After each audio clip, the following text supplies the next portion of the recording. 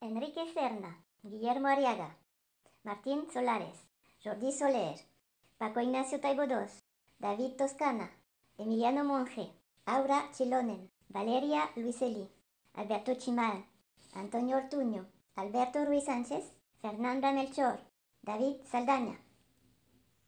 Alors j'aimerais donner ici un petit aperçu du roman mexicain contemporain, sans viser l'exhaustivité, juste pour donner, j'espère, l'envie de découvrir plus avant ce pan de la littérature contemporaine. Je rappelle d'abord que les deux grands écrivains mexicains qui ont marqué le XXe siècle sont Carlos Fuentes et Octavio Paz. Octavio Paz, poète et essayiste, Carlos Fuentes, romancier et essayiste. Tous les deux sont largement traduits en français. Aujourd'hui, la fiction mexicaine est très bien représentée et plusieurs auteurs et autrices sont très prometteurs et beaucoup sont traduits en français. On va s'intéresser ici à quelques publications très récentes et si vous avez envie de découvrir ou de mieux comprendre le Mexique, la fiction vous y aidera grandement. Alors on commence avec Quand je serai roi de Enrique Serna, paru en 2009 aux éditions Métellier, traduit par François Gaudry. C'est l'histoire du responsable d'une radio qui organise un concours d'enfants héros, c'est-à-dire d'enfants qui se sont distingués par un comportement héroïque lors de circonstances dangereuses ou tragiques. Les personnages principaux sont le Nopal, un garçon de 12 ans qui inhale de la colle et lave les pare-brises au feu rouge, et Marquitos, un jeune des beaux quartiers qui s'amuse à tirer sur les pauvres qui passent sous ses fenêtres et finit par tuer l'un d'entre eux. L'auteur montre sur un ton humoristique le côté sinistre de la condition humaine. Mexico, quartier sud. Un recueil de nouvelles paru chez Phébus en 2009 de Guillermo Arriaga, traduit par Elena Sayas. Guillermo Arriaga, qui est peut-être plus connu comme le scénariste des films de Iñárritu, notamment 21 grammes et Babel. Il nous présente dans ses nouvelles toute une galerie de personnages habitant la zone sud de la ville de Mexico, dont certains commettent des actes horribles et sont couverts par d'autres qui deviennent complices, pensant qu'il est possible de continuer à vivre comme si rien ne s'était passé. Les Minutes Noires de Martín Solares, paru aux éditions Christian Bourgois en 2009, traduit en français par Cristila Vassereau. À partir de la mort d'un jeune journaliste, l'enquête du policier Ramón Cabrera fait ressurgir d'anciennes histoires cachées et notre héros se lance dans une dangereuse quête de la vérité, comprenant que de nombreuses personnes, notamment certains de ses collègues, font tout pour entraver ses recherches. Martín Solares nous propose dans ce roman noir, où il infuse quelques éléments de fantastique, la peinture d'une société ravagée par la corruption et le crime. La fête de l'ours de Jordi Soler, publié chez Belfond en 2011, traduit par Jean-Marie Saint-Lut. Journaliste et écrivain mexicain, Jordi Soler a vécu dans une communauté d'exilés catalans fondée par son grand-père à la fin de la guerre civile espagnole. Il va retourner sur les traces du passé de sa famille. Et à Argelès-sur-Mer, ancien lieu de détention des républicains espagnols, une femme lui remet, à lui, Jordi Soler, ou à son double littéraire, une lettre révélant que son légendaire grand-oncle Oriol, que tout le monde croyait mort ou exilé, a en fait vécu là toute sa vie, près de ce village. À la recherche de la vérité, il part sur les traces de son ancêtre et aboutit dans le village de Prats de Moyo le jour de la fête de l'ours. Et là, il découvre que son oncle n'était pas vraiment un résistant, mais un meurtrier. Le retour des tigres de Malaisie de Paco Ignacio Taibo II, publié chez Métellier en 2012, traduit par René Solis. Un roman d'aventure inspiré par Salgari, un auteur italien de la fin du XIXe siècle, auteur de romans d'aventure. Paco Ignacio Taibo II met en scène Sandokan, le prince malais, et son ami, le portugais Yañez de Gomara, qui reprennent du service à pas loin de 60 ans pour de nouvelles aventures du côté de Bornéo et de Singapour afin de lutter contre l'impérialisme. Beaucoup d'humour sur fond de critique sociale. À signaler, Paco Ignacio Taibo II a créé avec Paloma Saiz l'association Para Leer en Libertad, qui organise tout un programme d'activités qui va de l'organisation de rencontres littéraires à la distribution de livres gratuits, en passant par l'édition de livres à très bas prix.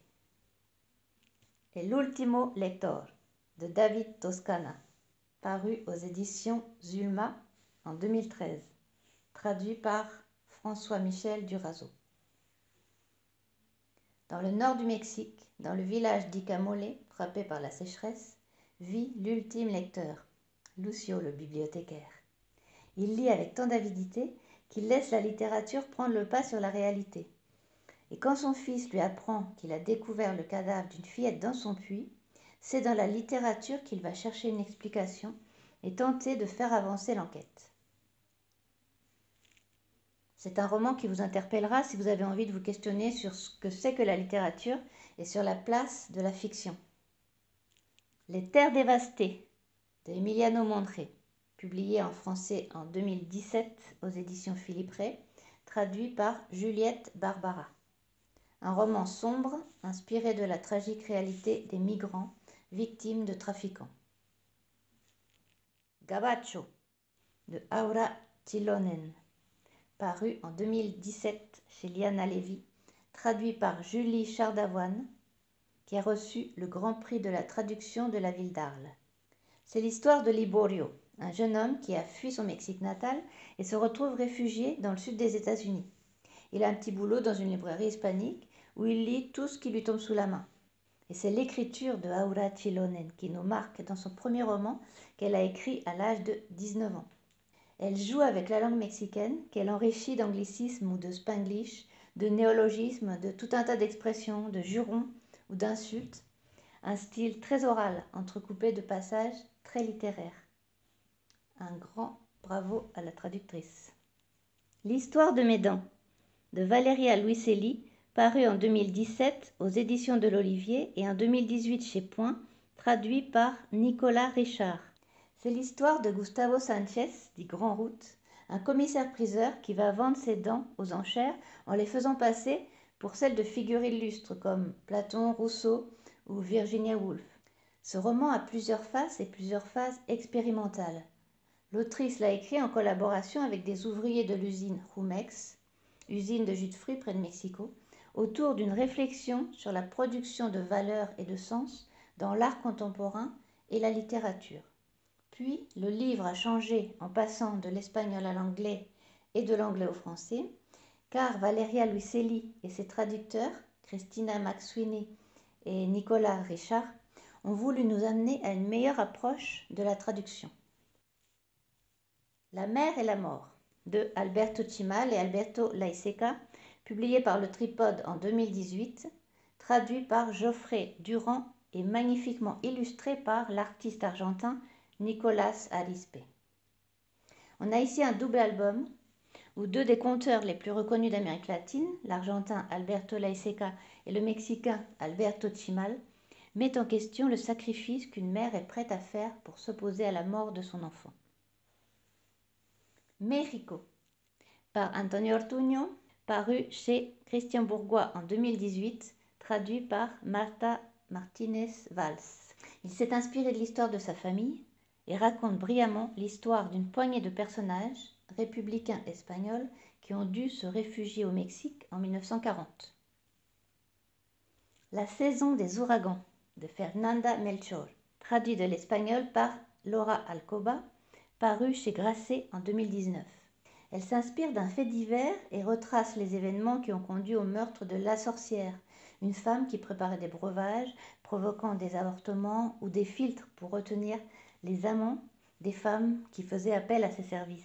L'intrigue policière lui donne l'occasion de raconter un Mexique confronté à la violence, à la misère, à la misogynie et à l'homophobie. Les rêves du serpent de Alberto Ruiz Sánchez, paru en 2020 aux éditions Les Fondeurs de Briques, traduit par Marianne Millon. À Mexico, dans les années 2010, le narrateur reçoit d'un expéditeur inconnu des courriers énigmatiques, lettres, témoignages, poèmes, rédigés sur des cartes, illustrés de dessins, de collages ou de photographies. Et un jour, il commence à reconstituer ce puzzle de la mémoire. Plier bagage de Daniel Saldana, publié chez Métellier en 2021, traduit par François Gaudry. Un homme d'une trentaine d'années tente de reconstruire l'histoire du départ de sa mère pour rejoindre la lutte des zapatistes au Chiapas dans les années 1990, alors qu'il n'avait que 10 ans. Et il se souvient de son errance sur les routes du Mexique lorsqu'il est parti pour tenter d'aller la retrouver. Voilà, j'espère que ça vous a plu. Si vous avez des questions, n'hésitez pas. Faites de belles lectures. Emiliano Monge, Jordi Soler, Paco Ignacio Taibo II, David Toscana, Daniel Saldaña, Antonio Ortuño, Enrique Serna, Guillermo Arriaga, Fernanda Melchor, Aura Chilonen, Martín Solares, Valeria Luiselli, Alberto Chimal, Alberto Ruiz Sánchez.